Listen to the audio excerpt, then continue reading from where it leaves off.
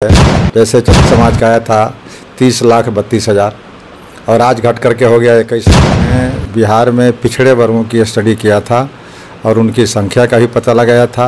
चाहता था कि जाति वाइज हो, मैं तो चाहता था कि वर्ग वाइज आकर। हेलो नमस्कार दोस्तों, मैं पंकज याद। अभी रामबल्ली सर से बात करने के लिए हम लोग आए हैं और चर्चा का विषय हम लोग रखे हैं जातीय गणना। हमारे न्यूज़ चैनल पे स्वागत है सर। शुक्रिया, धन्यवाद। सर, आप बिहार में जातीय गणना जो हुआ है उसको आप बिहार के विकास में कैसे देखते हैं? देखिए, जातीय जनगणना को सिर्फ विकास से मतलब नहीं है। मतलब है कि आप आज़ादी के 76 वर्ष के बाद एक तरफ है लोग अमृत महोत्सव मना रहे हैं और दूसरे तरफ आज भी आबादी का एक बहुत बड़ा हिस्सा जो है वो बिल्कुल सत्ता और शासन से हाशिए पर है। मतलब वहाँ विकास की किरणें आज भी नहीं पहुँची है।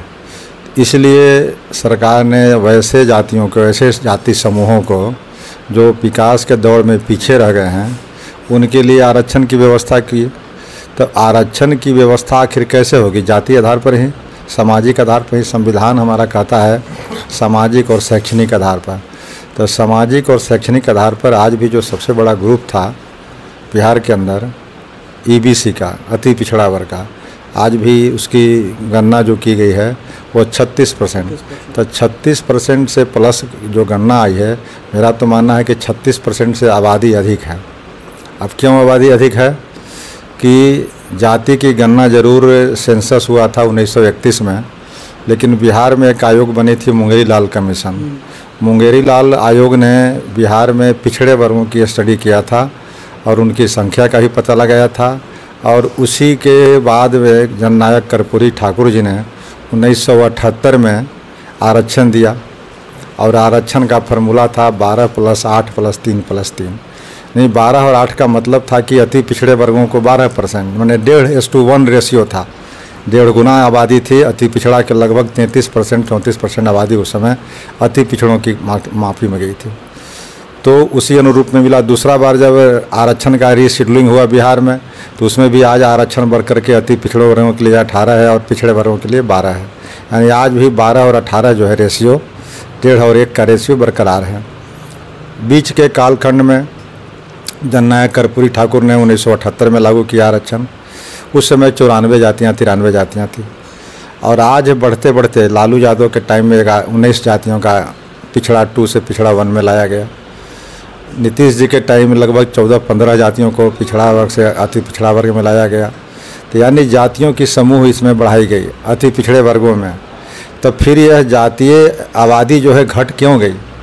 यह सवाल खड़ा होता है कि जब जाति का समूह वहाँ से लेकर यहाँ लाए तो कुछ न कुछ तो उसकी जाति संख्या रही होगी।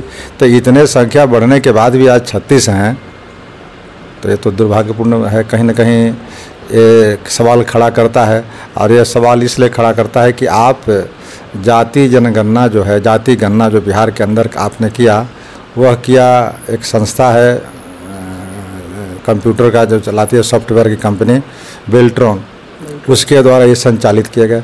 वह कोई प्रमाणिक संस्था नहीं है, इस तरह की इंस्टीट्यूशन नहीं है।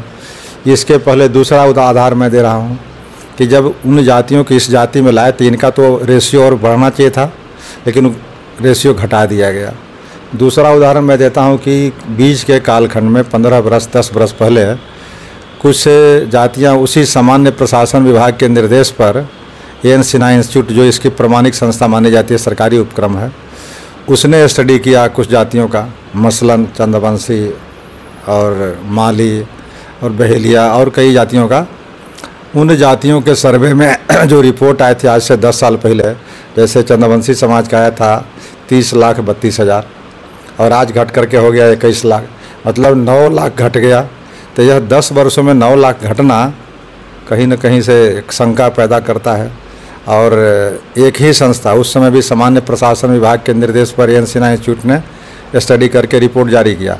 आज भी सामान्य प्रशासन विभाग ने 2 अक्टूबर 2023 को आंकड़ा जारी किया।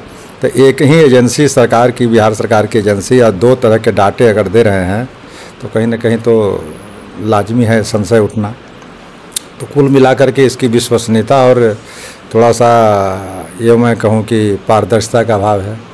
तीसरी बात मुझे कहनी थी कि जो संस्थाएं ने स्टडी किया जाति आंकड़ों का, वो संस्थाएं किसी अगर वार्ड में किसी मोहल्ले में गई कोई व्यक्ति का टीम या कोई व्यक्ति, तो वह टीम जो है जाने के बाद जो रिपोर्ट दे दिया उस रिपोर्ट को सच्चा मान लिया गया।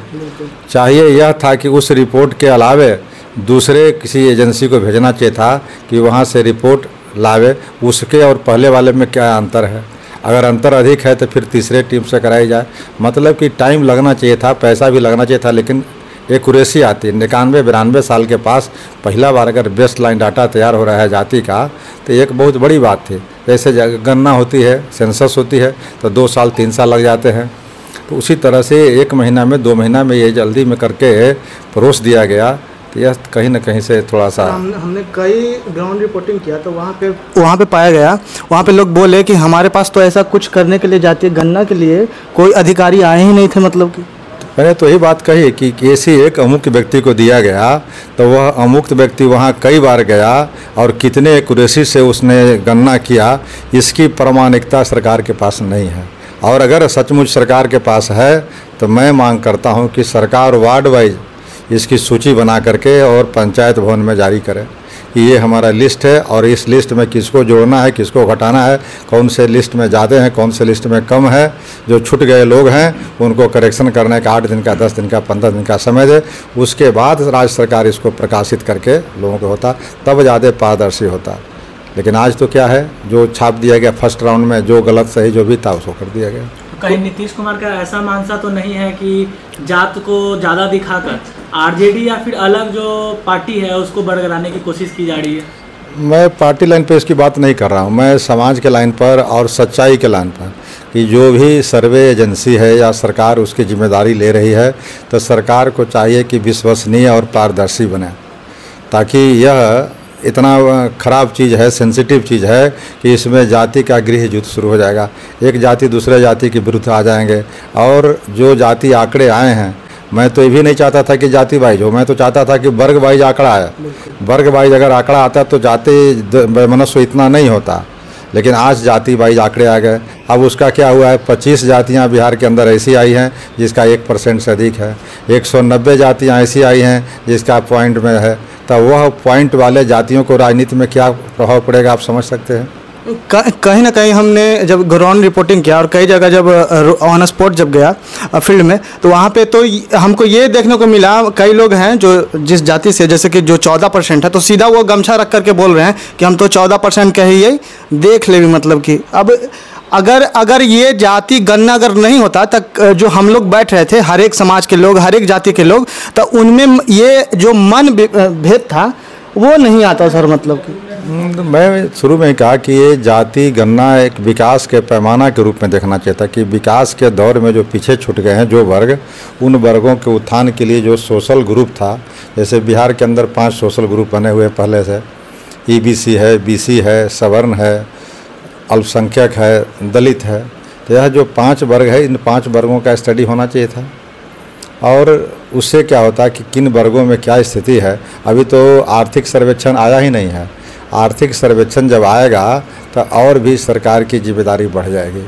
फिर ये स्थितियाँ इतनी ख़राब जो है, इसका वजह कौन है, इसकी जिम्मेदारी तो सरकार को लेना पड़ेगा। क्योंकि उनको तो मांग किया, चूँकि ये तो जाति गणना इस आधार पे न किए हैं कि फिर उस जाति को उस अच्छी तरीके से मतलब कि आरक्षण भी मिलेगा, मतलब हर एक जगह। मतलब कि तो जब इकोनॉमिक्स सर्वे जब होगा और उसका जब रिपोर्ट आएगा तो सरकार को तो देना होगा सर। निश्चित रूप से जिम्मेवारी तो कहीं ना कहीं सरकार को लेना। आगे आखिर इन वर्गों का विकास नहीं हुआ, रिप्रेजेंटेशन आज 75 वर्षों में नहीं मिली, तो सरकार जो है सत्ता में उसको तो जिम्मेवारी लेना पड़ेगा कि जो 20 वर्षों से सत्ता में है तो वो खाली कह देगा कि ये जातियाँ पीछे है, वो जातियाँ आगे है। ये कहने से तो बात नहीं बनेगी। जो पीछे छूट गए हैं उनको आपको आगे लाने के लिए आपको कदम और कारगर उठाने की ज़रूरत पड़ेगी। सर एक लास्ट सवाल, चूँकि देखिए आप आरजेडी से भी हैं, सरकार अभी गठबंधन का चल रहा है, तो आप कुल मिलाकर के क्या कहना चाहते हैं कि आप जातीय गणना से सहमत हैं या नहीं है? मतलब कि सर मैंने तो जितनी बातें कही उससे आप स्वतः समझ सकते हैं, और मैं सरकार के विरुद्ध, सरकार के पक्ष में ऐसी बातें नहीं कर रहा। ये सामाजिक और ये इशू है, सेंसिटिव इशू है राज्य के लिए, इसलिए मैं उसी आईने से इसको देख रहा हूँ, सत्य के आईने से। अब इसमें पक्ष और विपक्ष के रूप में मैं इसे नहीं देखता। चलिए, आप देख रहे थे अभी रामबली सर से मैंने बात किया जातीय गणना पे। सर का जो विचार था वो अपने चैनल के माध्यम से आप लोग के सामने रखा। अगर ऐसे ही वीडियो आपको देखना है तो हमारे चैनल को सब्सक्राइब कर लीजिएगा, फेसबुक पेज को फॉलो कर लीजिएगा। जय हिंद, जय भारत।